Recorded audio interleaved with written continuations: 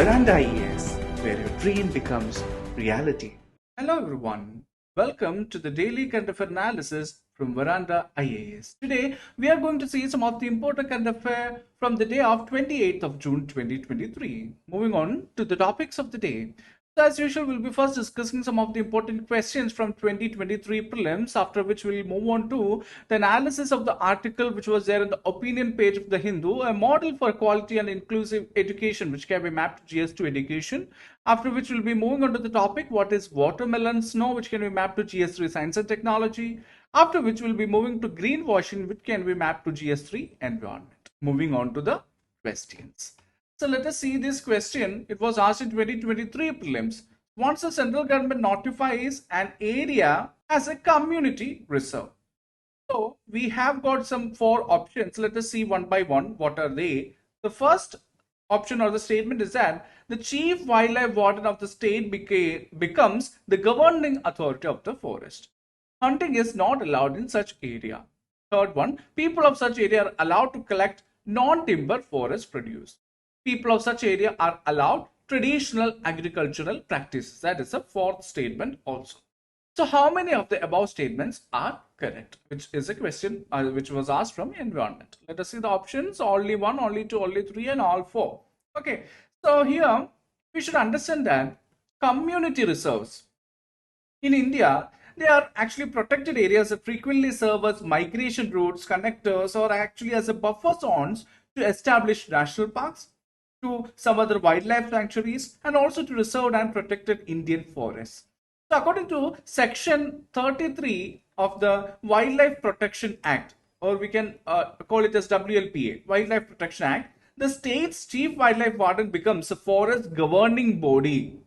Okay, and he must approve all the decision once the center notifies the location as a community reserve. So we can see that the first statement is correct. And also you should understand that hunting is prohibited in this community reserves because it is not permitted once a forest has been designated as a community reserve. So second statement is correct. Then the inhabitants of that particular community reserves are permitted to harvest these kind of non-timber forest producers, but they are not permitted to use the community reserves for traditional agricultural practices. So third statement is correct, but fourth statement is not correct because they cannot use or do these kind of traditional agricultural practices like that, the shifting cultivation or the jump cultivation. So such kind of a traditional agricultural practices they cannot be doing in one particular area if it is becoming a community reserve. So what is the right answer? How many statements are correct? 3 statements are correct and the 4th statement is wrong. Okay, so this is about community reserve.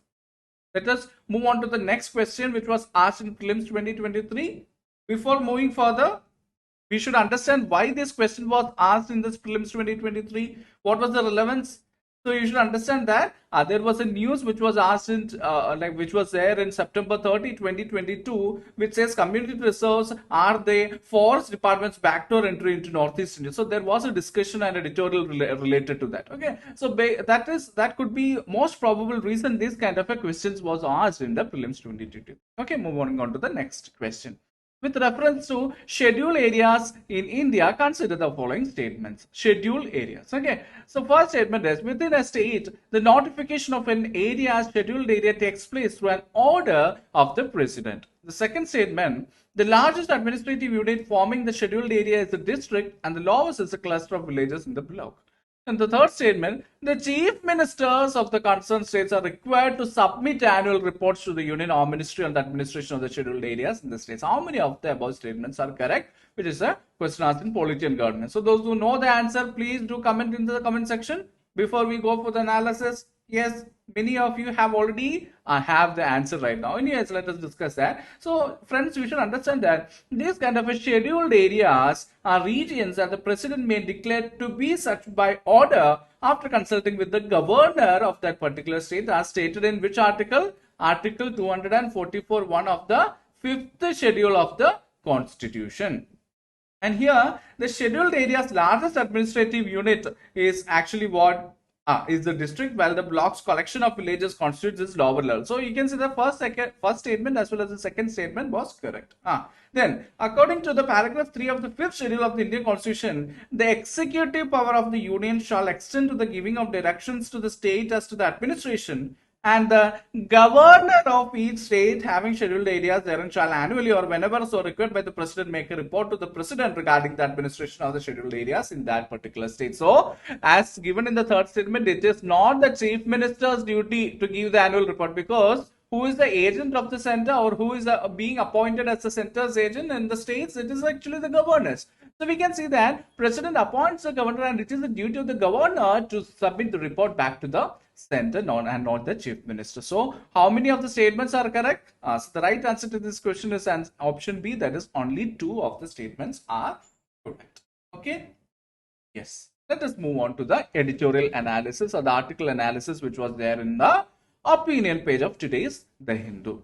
A model for quality and inclusive education. It is speaking about a model on what? On education which have got some quality and inclusiveness. Let us see that. So the National Institutional Ranking Framework, or NIRF, was adopted by the Minister of Education to rank institutions of higher education in India. So everyone should have that basic idea on what is this NIRF. So what is NIRF? It is a kind of a ranking which was adopted by the Minister of Education to rank the higher education sector in India, and it shows a noteworthy feature from the state of Tamil Nadu. So what is that model that has been exhibited by the Tamil Nadu? Let us see that.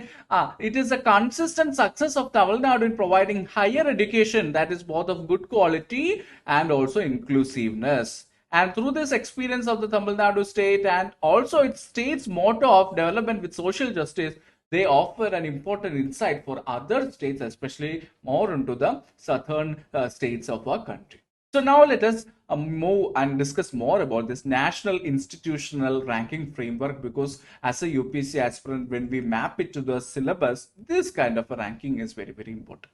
So the NIRF employs a ranking metric comprising of 5 parameters. That is, if I have to rank one particular state or higher education sector of one particular state, I should have some checklist or yardstick, right? Without that, how can I guess it or speculate it? No, that's not possible. So here, this NIRF also employs such kind of a ranking metric with the 5 parameters. Let us see which are they. Teaching, learning, and resources, which comprises of 40% of the weightage. Then graduation outcome, which comprises of 25% of the weightage. Then research and professional practice comprises of 15% of the weightage. Then outreach and inclusivity comprises of 10%, and perception comprises of 10%. So these are the 5 parameters with which we give or assess the quality of the colleges. Especially this NIRF is assessing the quality of the colleges, and each of the parameter has got its own weightage. So the highest weightage is for teaching, learning, and resources, and then comes what? The graduation outcome, then comes the professional practices, then comes the outreach and inclusivity, and also the perception. So this is how the weightage is being distributed across the 5 parameters. Then the number of colleges participating in the NIRF ranking has grown from 535 in 2017 to 2746 in 2023. So what does that indicate? It indicates that this ranking is getting its own credibility. That is why colleges or these kind of a higher education institutions are coming and participating in this ranking. And this NIRF ranking gained wide traction and credibility. Many good quality colleges started to participate in this exercise. Now let us see about the share of colleges. So of the top 100 NIRF ranked colleges in 2023, Tamil Nadu has the largest share. That is 35 colleges out of the 100 came from Tamil Nadu. Then Delhi comes next with 32 colleges, followed by Kerala with 14 colleges and West Bengal with 8 colleges. So these 4 states collectively contribute to 89% of the top colleges, which speaks volume about other regions. So what about the different bigger states like that of UP, Bihar, Madhya Pradesh, Rajasthan, and Odisha? They don't even have a single college in the top 100, which is very pathetic kind of a scenario. And also the situation in the other South Indian states is also almost the same. So that is why we are saying the abysmal share by other southern states also. So the share of Tamil Nadu is about 35% in the top 100 listings of the NIRF, which is more than double the combined share of the other 4 southern states, that comes to 17%. So that itself indicates the kind of quality and inclusiveness being exhibited by the model of Tamil Nadu state. Now let us see about this Tamil Nadu model, what they are doing it.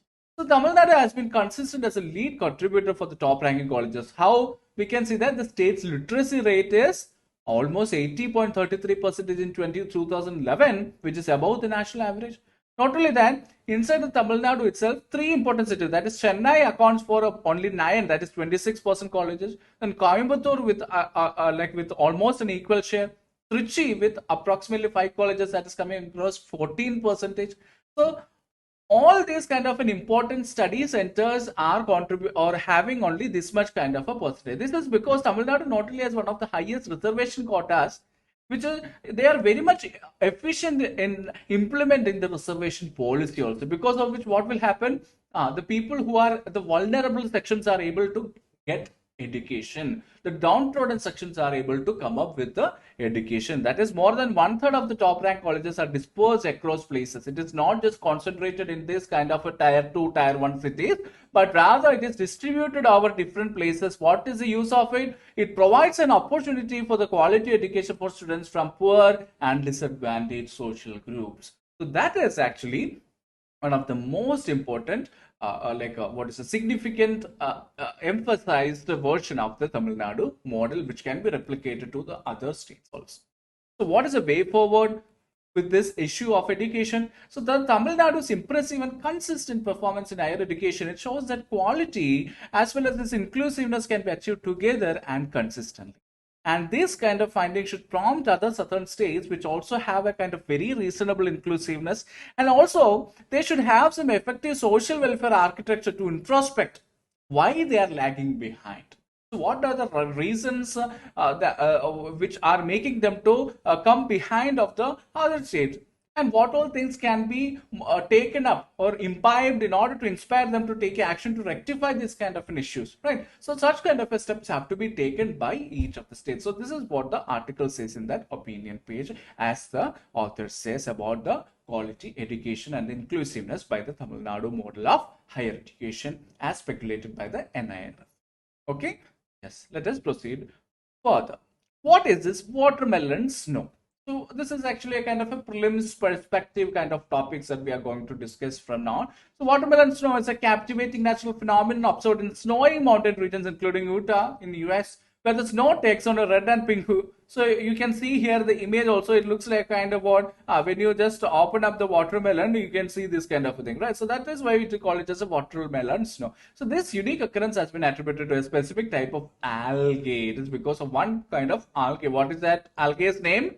Chlamydomonas nivalis, that is the name of the algae. So this species of algae thrives in cold as well as in snowy environment, and is present in the snowpack, triggers the vibrant transformation of the snow's appearance. So this is the main reason. And the role of the secondary pigment, why it is having this kind of a color? What is the role of the secondary pigment? Is to protect themselves from the intense solar radiation which is going to bright their surroundings. So this algae produces a secondary pigment.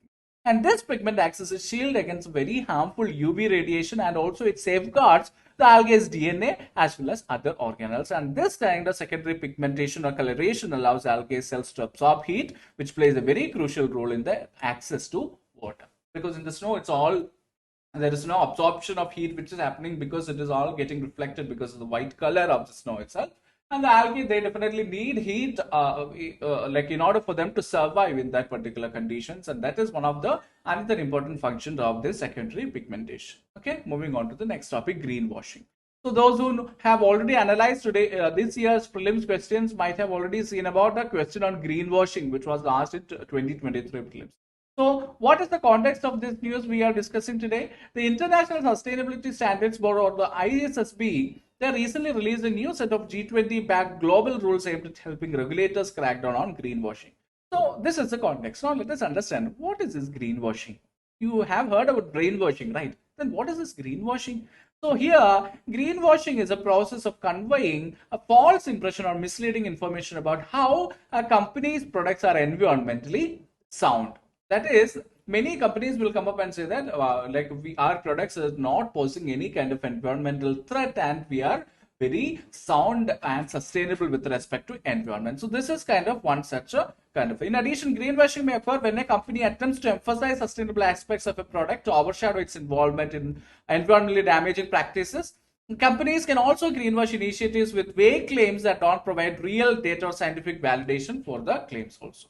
And we can see that it is by International Sustainability Standards Board, or ISSB, which was created in 2021 to 2022 to develop a worldwide standard for sustainability reporting, which is a part of the Independent International Financial Reporting Standards Foundation, which also writes accounting rules used in more than 100 countries. And the mission of this ISSB is to develop, in the public interest, a comprehensive global baseline of high quality sustainability disclosure standards to meet investors' information. Let us see the question of the day. What does the term greenwashing refer to? So the right answer is option B, a marketing technique used by companies to present an environmental friendly image while engaging in unsustainable practices. I hope everyone have understood today's topic of discussion. So unless and until we meet next time, this is Prince J signing off. Thank you.